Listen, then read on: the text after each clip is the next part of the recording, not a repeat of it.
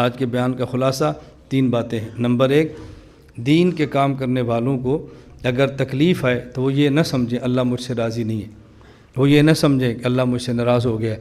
دین کا کام کریں، کچھ تکلیف آئے گی، جب تکلیف آ جائے تو نمبر 1 پہلا کام کریں صبر، پہلا کام صبر، برداشت کریں، ڈٹ جائیں۔ اور دوسرا زبان سے کہ انا للہ و انا الیہ راجعون۔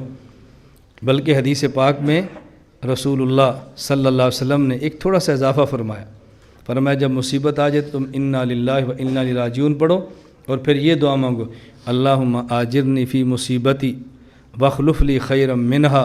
جب تم دعا کرو گے تو جو چیز گئی ہے اللہ سے بہتر تمہیں عطا فرمائے گا۔ اب اس پر آخری واقعہ سنیں۔ حضرت ام سلمہ رضی اللہ تعالیٰ عنہ رسول اللہ صلی اللہ علیہ وسلم کی زوجہ ہیں اور ایمان والوں کی ماں ہیں، اور بڑی جلیل القدر خاتون ہیں، عجیب ان کے کارنامے ہیں۔ نبی کریم صلی اللہ علیہ وسلم کے نکاح میں آئی ہیں۔ ام سلمہ کے شوہر ابو سلمہ تھے۔ جب خدا نے بیٹا سلمہ دیا، پیار اتنا تھا کہ شوہر نے اس نام سے کنیت ابو سلمہ رکھی، انہوں نے اپنی اس نام سے کنیت ام سلمہ رکھی، اور دونوں بڑے لوگ تھے، خاندانی اعتبار سے بڑے تھے، خامد بیوی کا آپس میں پیار بھی بہت تھا۔ جب یہ بات سنی کہ جب شوہر عورت جس کے نکاح میں فوت ہو، اگر شوہر فوت ہو جائے اور عورت اس کے بعد نکاح نہ کرے، اسی کے نکاح میں دنیا سے جائے، تو قیامت کے بعد جنت میں اسی شوہر کے ساتھ ہوگی۔ حضرت ام سلمہ نے حضرت ابو سلمہ سے کہا کہ تمہارا کیا خیال ہے، اگر میں مر جاؤں میرے بعد تم کسی اور عورت سے کرو گے؟ انہوں نے کہا دل تو نہیں کرتا۔ تو کہا اگر تم فوت ہو جاؤ، میں فوت ہو جاؤں تو میرے بعد تم کسی اور سے نکاح کرو گی؟ اس نے کہا دل تو نہیں کرتا۔ ابو سلمہ فرماتے ہیں ام سلمہ اگر میں فوت ہو جاؤں تو میں تجھے نصیحت کرتا ہوں کہ میرے جانے کے بعد کسی اور سے نکاح کر لینا، تو نکاح کر لینا۔ ام سلمہ کہتی ہیں ابو سلمہ رضی اللہ تعالیٰ عنہ بڑے جری دلیر اور سردار قسم کے صحابی تھے۔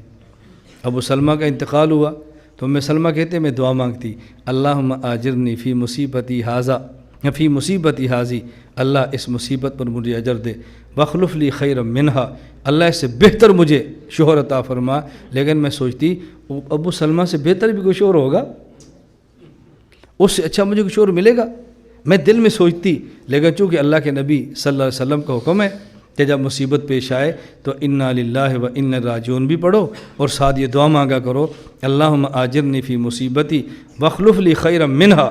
میں پیغمبر کے وعدے پر یقین کرتی ہوئی دعا تو مانگتی تھی، لیکن دل میں بات کھٹکتی تھی ابو سلمہ سے بہتر کوئی شوہر ہوگا؟ میں اس وقت مجھے تعجب ہوا جب رسول اللہ کا پیغام نکاح میرے پاس آ گیا۔ میں نے کہا حضور نے سچ فرمایا ہے، مصیبت پر یہ دعا مانگو تو اللہ جو لیتا ہے اسے بہتر عطا فرماتا ہے۔ اللہ کے وعدوں پر بندے کو یقین تو ہونا، پھر اللہ بہت نوازتا ہے، اللہ بہت نوازتا ہے۔ اللہ آپ سب کو عطا فرمائے، اللہ سب کی برکت سے مجھ کو بھی عطا فرمائے۔ اللہ میں اپنا مخلص اور نیک اور متقی بندہ بنا دے، جو ہم سے خطائیں اور گناہ ہوئے اللہ اپنے کرم سے اس کو معاف فرما دے، اور اللہ ہمیں اپنا نیک بندہ بن کے زندگی گزارنے کی توفیق عطا فرمائے۔